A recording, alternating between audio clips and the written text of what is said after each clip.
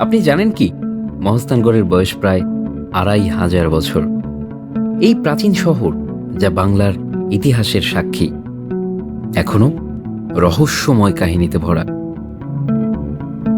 কথিত আছে, এখানে এমন এক রহস্যময় গুপ্তধনের কথা শোনা যায়, যা রক্ষা করতে একসময় তান্ত্রিক মন্ত্র উচ্চারিত হতো। এটিই সেই শহর যেখানে বেহুলা লড়েছিল তার প্রেমের জন্য,